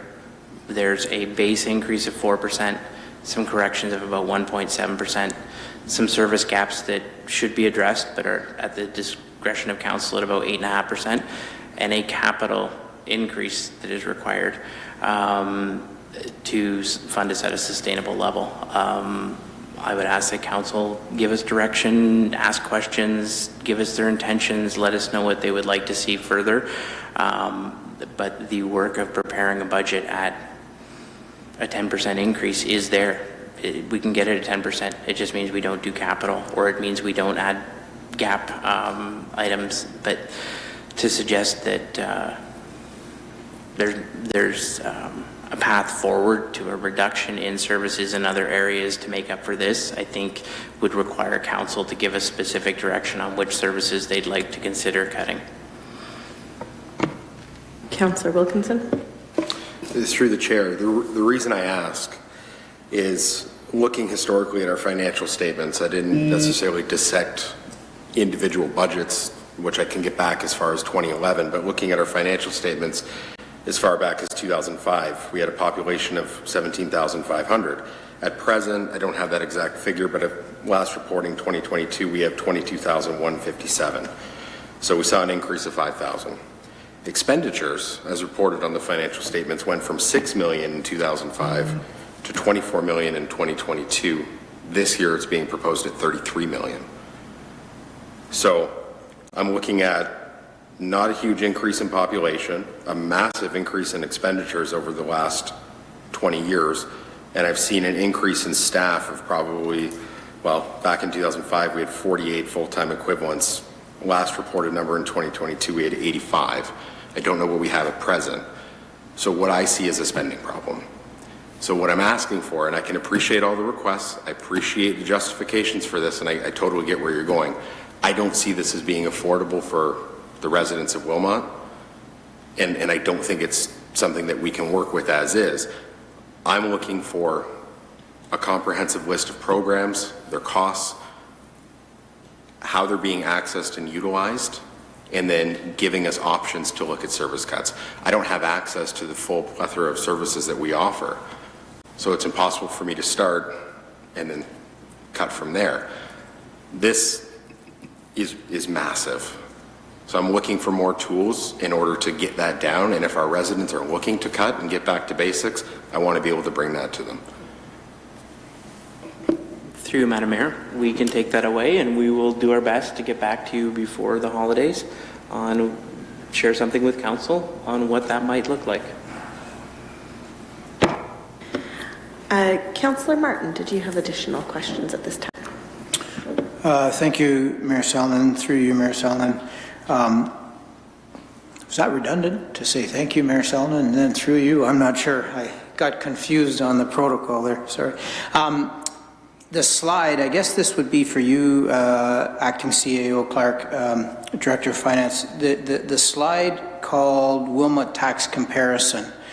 I don't think that's in the binder. Did I understand you correctly when you said that that's not? And I was just wondering if you would be able to tell us the total taxes as percentage of household income and the net levy per capita. I just wanted to understand those figures better, because if I try to do comparisons of how property taxes are in another jurisdiction compared to ours, this household income, would this be from, say, a federal government survey, or is it more provincial, or where would that number be coming from? And then also, I think the net levy per capita, I understand, that's more so looking at the number of people in that municipality and then what that net levy is. I have seen, I think even last year in the budget, we did look at some figures on what our income was in Wilmot compared to other municipalities. It seemed like we were higher. Sometimes I've understood that our property taxes might be lower than other municipalities, but I'm just trying to understand, can you shed any more light on this, or if I wanted to research it further, where's a good spot to go? So through you, Madam Mayor, to the councillor. So the basis of these statistics from the housing and the household income all comes from Statistics Canada. So all that's shared from Statistics Canada down to us, and that's what we use in every municipality is. And you are right, our household income is higher than the average. I don't have it off the top of my head, but I can definitely prepare as we share some of that. And the plan is to share some more of these comparator stuff this week through the budget process. And the net levy, you hit the nail on the head.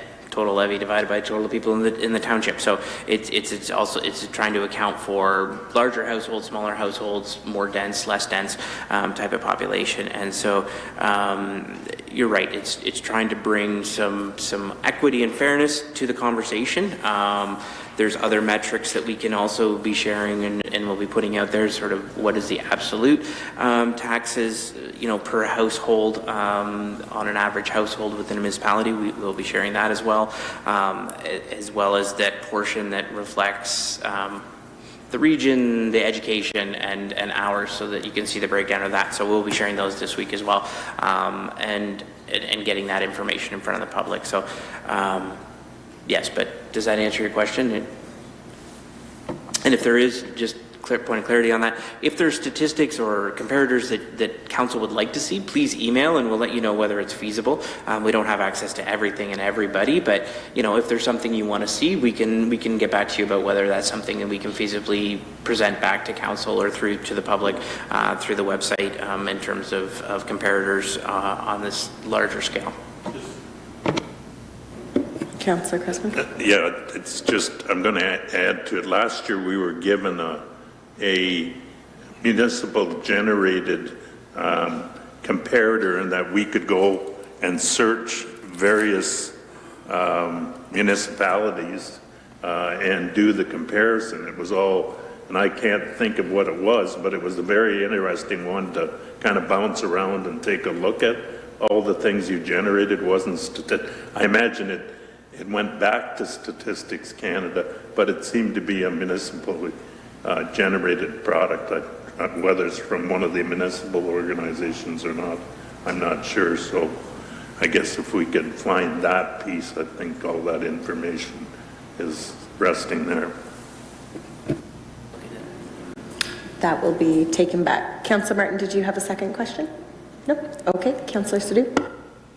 Yep. Through the mayor, just a general comment also to piggyback off of Councillor Wilkinson's remarks.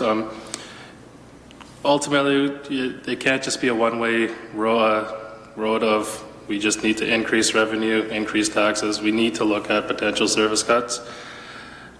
That being said, I would ask that the departments have a report back, or next time we meet, of services that they provide and the operating costs for each service. This is twofold because it gives us a holistic view of what the services are costing, and we can have a document that we can kind of reference and see.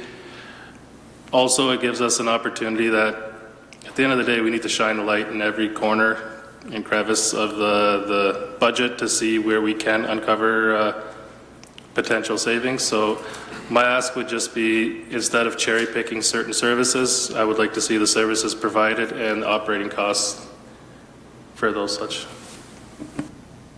Through you, Madam Mayor, to the councillor, I want to be very cautious on that. Bigger, more sophisticated, more advanced municipalities than us can't do that. So we will not be able to do that. We don't have a system that allows us to do that. We don't have accounting software from the 21st century that would even remotely allow us to do that. What you have seen in front of you is a budget that's broken down by areas. You have the line-by-line budget. That is what we are dealing with behind the scenes. So we can provide some more context, but I want to be very cautionary to say that to have a service-based budget that breaks it down by every service is every municipality's dream, and I don't know of any that have actually achieved it. So I want to be very, very cautious on that request. We will do our best, but there's no guarantee of the level that you're going to see. Okay. Just before we go into third rounds of questions, I do have two more questions. I know when conversations of COLA started, our comparators didn't have any public information yet. I know some of them have started to trickle out as they complete their budgets. Is it just possible when we get some more information, if there are any comparators on what their COLA is this year, if we could have that included? That's more so just a note, if possible. And then I'm curious as well, keeping in mind MPAC's relationship with the fact that they've not updated their assessments, what that may mean, not that I want to base our budget off of MPAC or anything, but what that may mean for our taxpayers should MPAC decide. I know they said they wouldn't until the next provincial election. Looking at that, that may be 2025. I'm just curious what that might mean with all of the changes to our taxation as well. To you, Madam Mayor. So the MPAC assessment, in essence, takes the existing pie and redistributes it. So what they're looking at is comparators from neighbor to neighbor, neighborhood to neighborhood. And so it doesn't a reassessment doesn't create any net revenue to the municipality, it simply reallocates. So you are right, it's going to have different impacts to different folks. So some people might see their taxes go up proportionately higher because they get reassessed at a higher basis, and others get their assessment lowered. So there is that impact. It is unfortunate that we haven't had a reassessment in almost a decade because it could be some significant swings, and I know from a MFOA and AMO perspective, we've definitely been advocating the province to get an assessment completed because it does help to ensure that people's or individual assessments are brought back in line in a more realistic time frame than once a decade. Thank you. Third round of questions, Councillor Dunstall. Thank you, through you, Mayor. I would ask, and I'm not sure if this goes to you, Director Catania, that we have a cost of all of our buildings. I'd like to know how much they're worth. Certainly we have some satellite buildings, which is why I asked for revenue and expenses, but I would think that that would be a large amount of money. And then CAO Clark, you had actually just said to us that we need to look at cutting services, but then you said you really couldn't give us a clear picture of what those services cost. So I'm a little bit confused about that. I know that we know how much the revenue is per service and how much the expenses are. So I'm not sure outside of that what the issue would be. So if you could clarify that for me, I'd appreciate it. My caution is to the degree to which we can drill that down. So if you're looking for a cost of providing swimming lessons versus a cost of providing some other type of recreation facility, or the cost of discrete services within public works, that is not a simple task to undertake. My comment earlier about council directing us is if council said, you know what, these are the 10 services we think we could live without, we would be able to go away and do some preliminary costing to say if you eliminated this, this, and this, it would, net decrease taxes by this. So that is a simpler basket of goods than providing a service cost for every service that we provide. So that's where I was sort of leaning towards. If council gave us direction, we would know where to focus, versus the entire gamut of every service is a very broad spectrum that would take a very, very long period of time to provide that information. Councillor Cressman? Oh, sorry, we'll go to Director Catania. Thank you for pointing that out. Through you, Mayor Sallin and Councillor Dunstall, just to follow up on your first question, we've just recently gone through an exercise with all our facilities to see the insured value of those. Mm-hmm. I have a total amount, but we are looking at, I'd like to see that per facility, so I'm still awaiting that report, which I have no issue sharing with council. I will caution that insured value is a little bit different than market value too. So, but when I get that information, I'll definitely pass that on. I think we have a lot of real estate people in this town who could probably go to all of our different facilities and give us some kind of estimate as to how much they would be worth. So I would ask that perhaps we could do that too. Thank you. I just want to double check. Councillor Cressman, were you just notifying me of the director? Did you also have a question that you'd like to ask? Because you can go ahead. Yes. This is to Director, through you, Mayor, to Director Clark. You've indicated, I know, on several instances that we have a revenue problem in this. So is that strictly we haven't had adequate level of tax base, or is it the mix of businesses versus residents, or is it all of the above?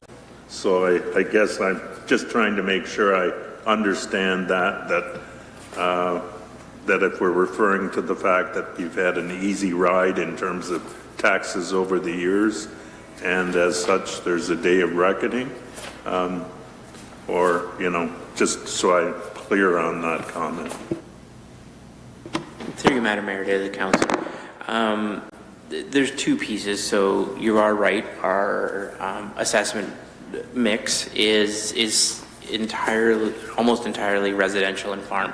So we have about 6% that's not farm or residential. So we don't have a large commercial or industrial base to tax. It does fall disproportionately on residential compared to major urban centers where it might be 30 or 40% falls on the industrial and commercial. So that is definitely one aspect of it. The second aspect is,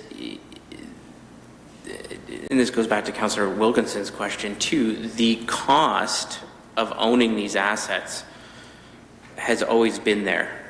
It's whether we've paid for them or not.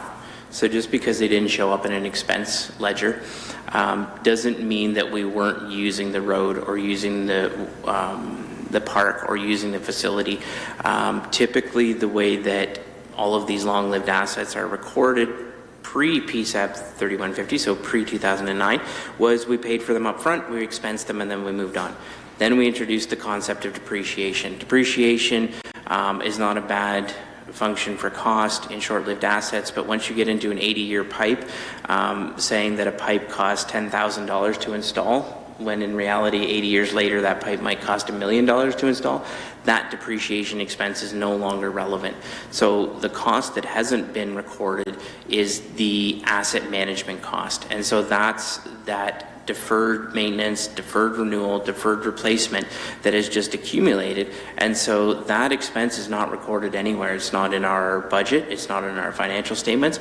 It exists within asset management. And so when the province mandated that we do asset management back in 2011 and 12, that is where that came from, is that that cost does not exist anywhere. The cost of renewing an asset is not reflected by its historical cost. It is reflected in the fact that in the future you're going to pay 10, 15, 20, 100 times the cost of an asset, depending on how old it is, depending on what you have to replace it with, depending on technology and all those types of things. So I think, you know, when I say the revenue piece is that, and this is not just Wilmot, this is all municipalities are struggling with this, that asset management has, to differing degrees, been adopted proactively from a funding perspective, which is the first step, addressing that you're going to need that funding and that annually you need to put that money aside, even if it's not for today's project, but for next year's project, you need to account for that cost. And that's what asset management is trying to bring that discipline in. So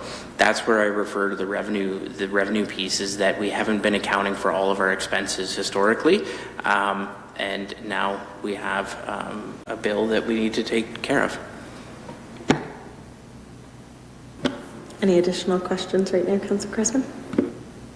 Yes, I guess this goes to the underground features of water and wastewater. I understand and I see that asbestos concrete had a certain lifespan, and the PVC that was used subsequently, and I understand the problems with asbestos concrete and asbestosis and cancer related to it. So I guess the question is, do we have any better, well, I see end of life for installations in 71 and 74. I was graduating from high school. I was in university in those years. It doesn't seem so old to me anymore. But I'm just wondering, is there any better construction methods, or we're going to renew some of these underground facilities, and is that the expected useful life of these facilities? Through you, Mayor, to answer your question, yes, there's significantly much better construction practices nowadays compared to those 1970s and before install dates. I would also suggest that in terms of our oversight, we've changed our model of service there in terms of having more staff oversight of construction activities and staff oversight in the field. That's another method of ensuring construction quality, and so that's an investment that this council has taken, and we've to some degree had it before, but not to the extent that we do now. So there certainly is an increased effort there so that we do have quality built infrastructure in terms of the public realm, water and wastewater services, roads, storm sewers as well. I would note that when we look at some of those end-of-life wastewater pipes specifically here in Baden, so we've undertaken almost 5 years of construction activity to renew those assets, and those were some pretty big drivers of I&I in our system, and we've known that for a long time and been trying to address it, but the opportunity was there when the region was looking to do some reconstruction for their road, and we piggybacked on that work, and it was advantageous for us. And it certainly has been a long haul, and there's still more to go, but it's been, that's a key investment to renew those assets specifically, because it does address the I&I issue. And when you look at the age of those pipes, I mean, you probably look at that and go, yeah, you're only at 60% of what the age was. But when you look at the condition of the asset as well, that's another piece of our asset management plan that we're just getting into the start of identifying condition of assets underground. We have maybe 20% of the information that we would want to make good decisions, good long-term decisions with, looking at the broader network of underground assets. And so we are looking at collecting more of that condition-based information because, in a perfect world, an 80-year pipe it can last 80 years, but when you're dealing with the condition of the environment and soil conditions and poor construction, it certainly does affect its useful life and reduces it drastically. Councillor Sadhu, and then we'll go to Councillor Wilkinson and Martin after that. Almost had to remember what my question was going to be. Piggybacking off of Councillor Dunstall's request from Director Catania, along with the list of the facilities we have with their value, can we have a high-level view of the usage of the facility? So typically how often it's actually generating money, and that way we can kind of compare of if it is being used enough to even cover its own operating expenses or not, compared to the value of the facility. Through you, Mayor Salmon, to Councillor Sue, definitely can bring that back for you. I think just echoing what Acting CEO Clark was mentioning about just sort of the cost centers and trying to really narrow it down, I'm in the same boat where I feel like it's great to try to really get down exactly every single cost that goes into your program and then the revenue that's generated. And right now when I'm looking at some of our cost centers when it comes to even our satellite facilities, and you're looking at usage, typically we break even with those facilities when it comes to utilities, property maintenance, just those pieces when it comes to the revenue that comes in each year. Where that doesn't attribute is your staffing costs that come in to help fix things or to clean the facility, and it doesn't really reflect at all. Again, when we talk about this capital discussion, really are those revenues really offsetting or being put back into a reserve that's going to help maintain that capital asset, that building, the equipment that's in it. So I have no issue with also bringing that back as well when it comes to the usage, the hours that are permitted out of some of these facilities, the revenue, and then this way it's in front of council's hands. Any follow-up questions there, Councillor Stu? Nope. Okay, Councillor Wilkinson, if you have Through the chair, I do find it somewhat upsetting and frightening that we're unable to provide the exact cost of some of our services provided. My hope would be that we can at least assess, if we're providing a service, what it's costing us. That's got to happen, and hopefully with new accounting software we can achieve that. But I mean, we might have to look harder at what it is and do the hard work to get those numbers. I mean, when you guys are preparing a budget, I would expect that the services you're delivering, you know what the costs are associated with each one. Unfortunately, I'm not hearing that. And if we ran a business that way, we would probably not be in business very long. Additionally, I'm looking at some of these capital requests and saying, do they all need to be replaced? I get it. There's always a risk if we don't do it and it could deteriorate further, or, we don't replace a vehicle.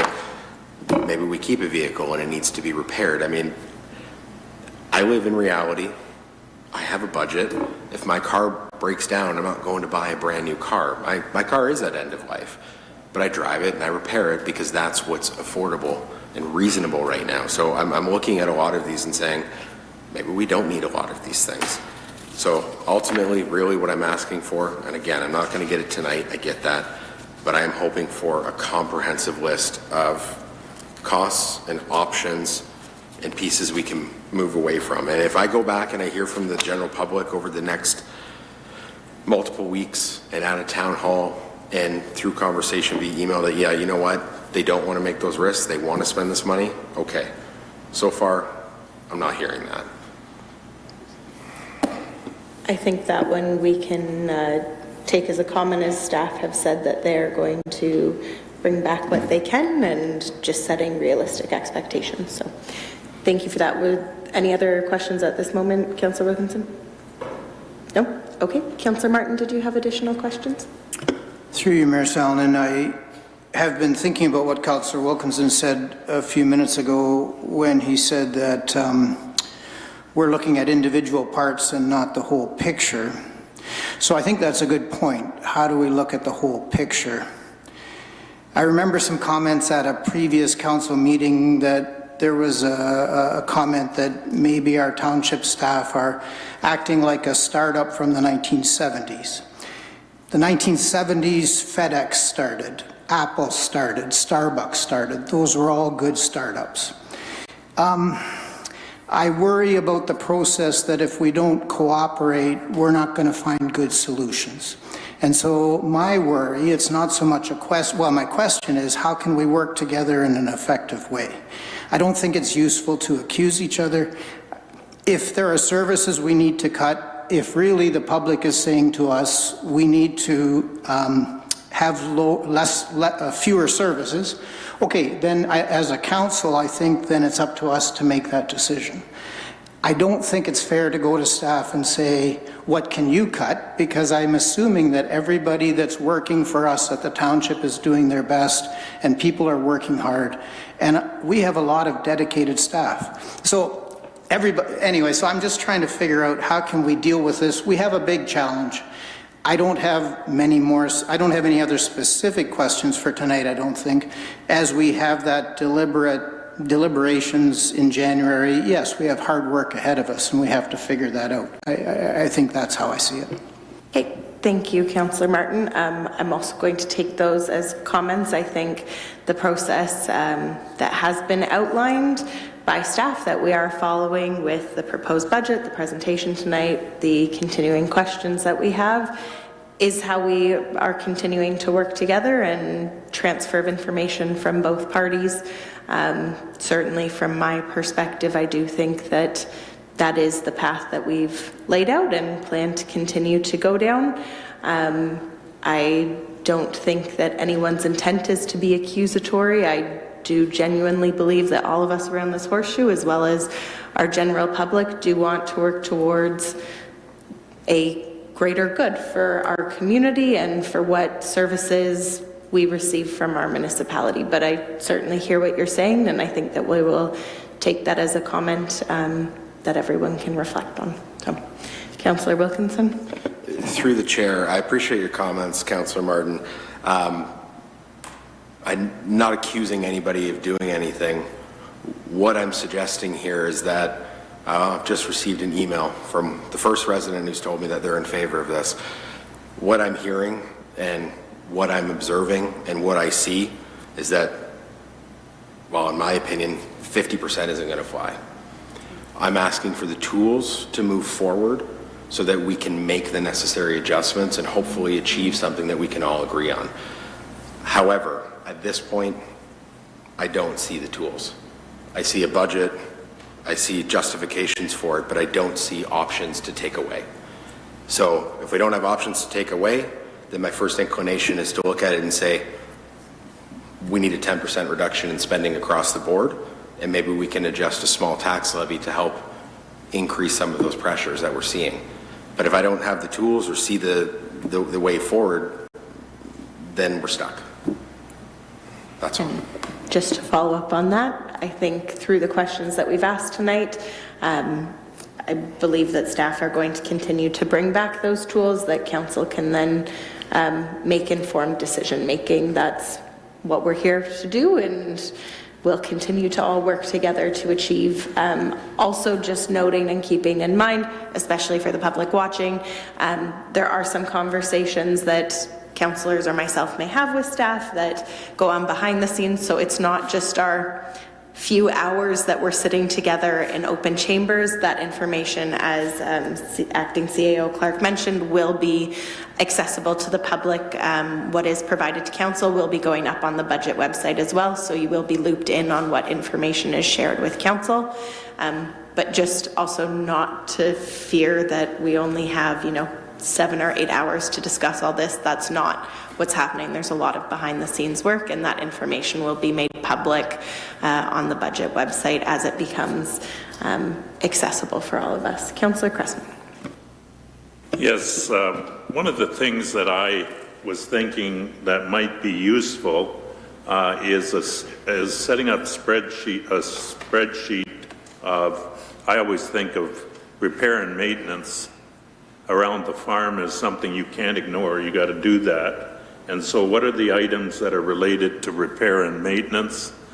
What are the capital items that are related to growth? Because we want to see growth. And then if we have separate spreadsheets that delineate there, then we can look at the different items on that and say, we see growth as a way of a good investment moving forward, and so that capital project would make sense. And so I guess that's what I'm looking at as a way of somehow parsing out different components of the budget and trying to group them in like areas. I don't know if anybody else sees that as valuable, but that's kind of the way my mind thinks. I've had years farming where I've somehow had to pay for the privilege of farming because through debt. And what that means is you tighten your belt, you do only what absolutely is necessary, and any of the capital items that you were thinking of purchasing new, unless they were absolutely necessary, get deferred, not referred, deferred. But I think, I think there's different ways of weighing them, and I understand where we're sitting with in terms of fire and the need to have a new fire station. I think the people have told us the importance of roads, the importance of fire and safety, and some of the basic services. And so it gives us, I think, an opportunity to kind of look at bundling them in certain categories, and maybe that's just the way I think, but I think it would assist me. Through you, Madam Mayor, to the councillor, yeah, we'll add some more context around capital and how it's structured, and help with that distinction about where the funding is going and what types of projects it's supporting. We can do that. Councillor Dunstall. Thank you, through you, Mayor. I just want to mention that I had sent an email out to the people who belong to my newsletter, and so far I've received 25 either phone calls or emails. And it was interesting, 4 of the 25 were not happy with the amount and expect it to come down. However, they understood why we needed to shore things up. And I'm not interested in blaming people. That gets us nowhere. I just want to move forward, and I just want to get it out there that there are some in our community that understand and want us to get things to right the ship, steer the ship, whatever you want to say, whatever analogy we want to use. There are some people out there that see that some drastic measures has to be taken, whether it's selling property, cutting services, whatever it is. That something needs to be done. So I just want to say that. Thank you. I did have one more technical question myself, and it's for Director Catania. I know we've been looking at an update to our community services grant program and how that rolls out. I'm just wondering how that is in line with the budget, if that's a possible service area we could look at and have the information that your staff have been working on the updates of that program. Through you, Mayor Salmon, or to you, we will be bringing a report next Monday to the council meeting regarding the community grants policy as well as a report, so I'll have that table for council to approve.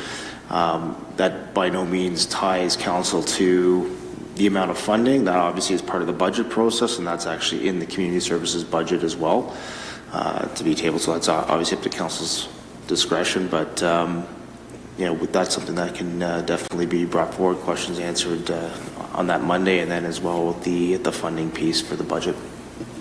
That's great. Thank you very much. Councillors, are there any other questions at this moment in time? Okay, seeing none, just to do a quick summary so that everyone's on the same page. Again, a big thank you very much to our staff for presenting the proposed draft budget, as well as for answering and taking notes about all of our questions and follow-up information. And Clerk Boss has noted everything that we have asked for as council and follow-up. That will be reflected in the minutes, as well as staff will be doing the corresponding work to that. Yes, Councillor Wilkinson? Through the chair, just as a point of clarity, will that list be reflected on the budget website as well? Yes, it absolutely can be. Thank you. Okay. Thank you for asking that question. So what we have before us is the recommendation to refer all parts of the motion in front of us, which is essentially looking at the draft budget and then bringing it for referral, for deliberations for January to our next special council meeting. Just so that everybody is following along, if this is approved, it does not mean that we are approving the budget as is. Like I said, this is to approve, to essentially talk about this again at council. And in terms of process and order, that would be after our public input session, and that is what is before us. So with all of that information, everyone caught up, I will call the question. All of those in favor? All those opposed? And that carries. And just a reminder for our public engagement budget night at council, which is an opportunity for you to come and directly delegate to council in an open meeting. That is Tuesday, January the 7th of 2025 at 7 p.m. If you would like to register for that, the information is up on the Township of Wilmot website, or of course you can call into the township office. And of course, other ways to get engaged include reaching out to any of your councillors, or myself included, as well as you can directly email budget@wilmot.ca, and that will go directly to our finance team. We do hope that you will all continue to engage with us on this, as it is very important, I think, this year more than ever, given our financial situation, to hear from the public and see how we can best represent you and proceed, as well as the interests of the corporation and the community. With all of that out of the way, I do have a few more announcements just quickly. Tomorrow, December the 10th, is Human Rights Day. It's celebrated internationally. This day is commemorated to adopt the Universal Declaration of Human Rights from 1948. Ontario often highlights human rights issues and achievements through educational events and advocacy campaigns, emphasizing the province's commitment to diversity and equality. Castle Kilbride has lots on offer this December. Castle by Candlelight Evening Tours, Sugar Plum Tea and Tours, Whimsical Weekends, The Lion, the Witch, and the Wardrobe, as well as the Mistletoe Trail and more. You can check out wilmot.ca for more information about that. And I must say, my favorite part is seeing the castle all decorated at this time of year. So if you've never seen it, I would definitely recommend popping in. Our Prime Minister's Path First Community Tea Circle, which is open to all the public as a community engagement point, is on Thursday, December the 12th from 6 until 8 p.m. Folks are invited to attend in person at the Wilmot Recreation Complex. There is also a virtual Zoom option, and you can register ahead of time via Eventbrite or emailing pmp@wilmot.ca. However, RSVPing is not mandatory. That will more so just help us gauge how many people may be coming. Do any councillors have additional announcements? Councillor Wilkinson. Thank you. Through the chair, it was noted on a slide earlier, but I'll open it up and just remind the citizens or the residents of Ward 2, I'm hosting a town hall at the St. Agatha Community Centre on December 14th from 10 a.m. to 12 noon. I suspect I may have some folks from other areas attend as well. You are welcome to. I'm not going to be checking IDs at the door, but it'll be 2 hours, so it'll be hopefully a good conversation. But again, I will be there and I welcome participation. Thank you. Any other announcements, councillors? Okay. Seeing none, I will ask for a mover and seconder of the confirmatory bylaw. Moved by Councillor Sadhu, seconded by Councillor Martin. All those in favour? That carries unanimously. And adjournment. May I have a mover? Moved by Councillor Cressman, seconded by Councillor Dunstall. All those in favour? That carries unanimously. Thank you, everyone, and have a good evening.